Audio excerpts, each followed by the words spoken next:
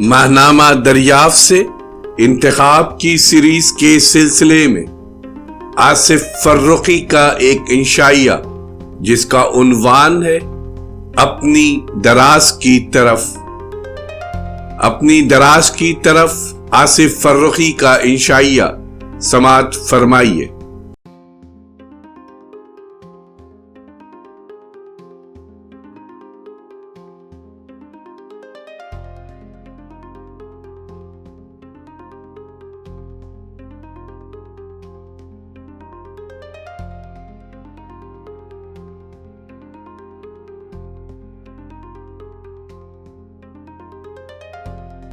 اشاعت کے امکانات سے محروم ہو جانے کے باوجود بھی ہربل نے کئی کتابیں لکھی اور دیباچے کے آخر میں ان کتابوں کے عنوانات دہراتے ہوئے دیباچہ نگار ان کا پتہ بھی بتا دیتا ہے۔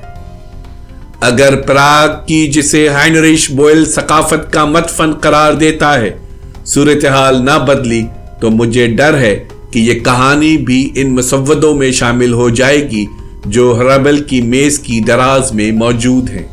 اس کی بہترین تحریریں جب میں نے پہلی بار یہ دیباچہ پڑھا تو پیش اندیشگی اور ہمدردی کے مارے کانپ اٹھا۔ ایسی چیزیں پڑھنے کے بعد بھی اپنے آپ کو ادیب سمجھتے رہنا کس قدر حوصلے کا کام ہے۔ میرے ہاتھ دراز کی طرف بڑھنے لگتے ہیں، میں اس کی پناہ میں آنا چاہتا ہوں۔ آسان ترین رویہ تو یہ ہوگا کہ ہربل کی صورتحال کو ایک مخصوص وقت میں ایک ملک کی صورتحال سمجھ کر چھوڑ دیا جائے، اور بڑی حد تک دیباچہ نگار نے بھی ایسا ہی کیا ہے۔ لیکن ہمارے عہد میں تاریخ اپنے جبر ایک کے بعد ایک منطقے میں اسی استقامت کے ساتھ دہراتی ہے اور استبداد کی ایک شکل کو بہت دور سے لا کر ایک اور شکل کے برابر کھڑا کر دیتی ہے۔ سوشلسٹ حقیقت نگاری کے منبع روس میں میخائل بلگاکوف کے آخری دور کی کتابیں اور پاسٹرناک کا ڈاکٹر جواگو جو کسی بھی سطحی اور یک رخی نظریے کے جبر کے خلاف زندگی کا احتجاجی غنائیہ ہے، اپنے لکھنے والوں کی دراز میں رکھے رہے۔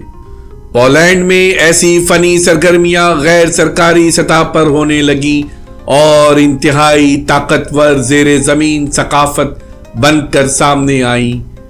درازوں کے ادب کو باقاعدہ ایک مفہوم تو پولینڈ کے شاعروں اور افسانہ نگاروں نے دیا ہے۔ ہربرٹ نے اپنی دراز کے نام ایک نظم میں لکھا ہے، تجھی میں نے اپنے آنسو جمع کیے اور خشک کیے، وہ منجمد باغیانہ مکہ اور کاغذ جن پر ایک سرد رات میں نے اپنی نوجوانی کا مزاحیہ عہد نامہ رقم کیا تھا۔ دراز اس کے لیے ایک گمگشتہ سازینہ بن جاتی ہے، دراز میں ریزسٹنس کی علامت ہے جسے ہر حال میں زندہ رکھنا ہے، جو بیتے ہوئے دکھوں کی یاد سے آباد ہے اور شکست خوردگی کے سامنے آزادی کی ایک چھوٹی سی قندیل بنی ہوئی ہے۔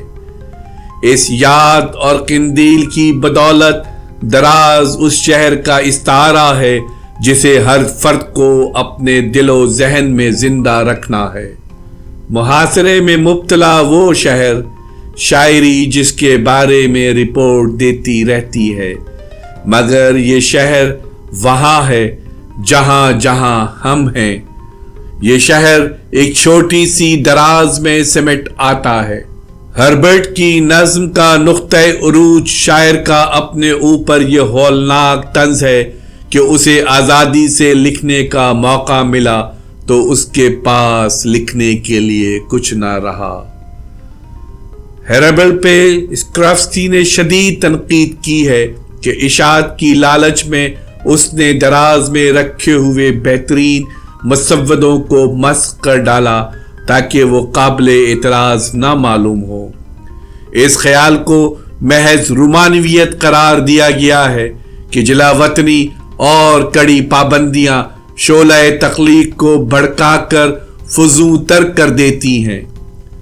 درازوں کا ادب ٹائم بم کی طرح ٹک ٹک کیے جاتا ہے، اور اس وقت بہت طاقتور ہو جاتا ہے جب غیر سرکاری اور کلینڈسٹائن چھاپے خانوں اور سیمزڈیٹ جیسے خفیہ رسالوں کی صورت میں درازوں سے باہر آنے لگتا ہے۔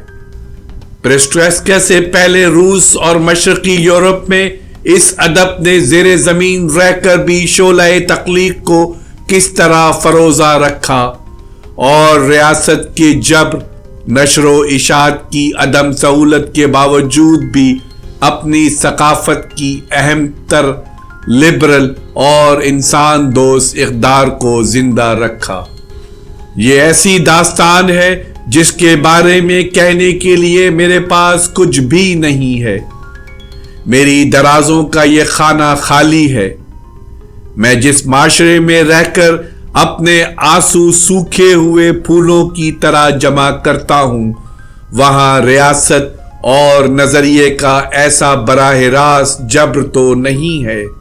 میں تو بیگانگی کا مارا ہوا ہوں، مجھے سینسر نہیں کیا گیا ہے، مجھ سے صرف نظر کر لیا گیا ہے۔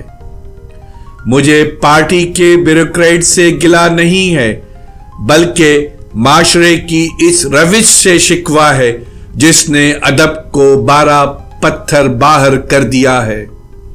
بورژوا معاشرے میں فنکار کے آئسولیشن، ادبی اسٹیبلشمنٹ کی میڈیوکریٹی، نشر و اشاعت میں مواقع کا فقدان اور ادبی مراحل میں پروفیشنلزم کی کمی کی وجہ سے پیدا ہونے والے بچکانہ پھوڑ پن کا ایسا دورہ ہے کہ سچا کھرا ادیب اگر درویش خدا مس نہیں ہے تو اس حالت کو اختیار کرنے پر مجبور ہو جائے گا، جسے مشرقی یورپ والے اندرونی جلاوطنی کہتے ہیں، یعنی دیکھ کر طرز تپاک اہل ادب اپنی دراز کی طرف لوٹ گیا۔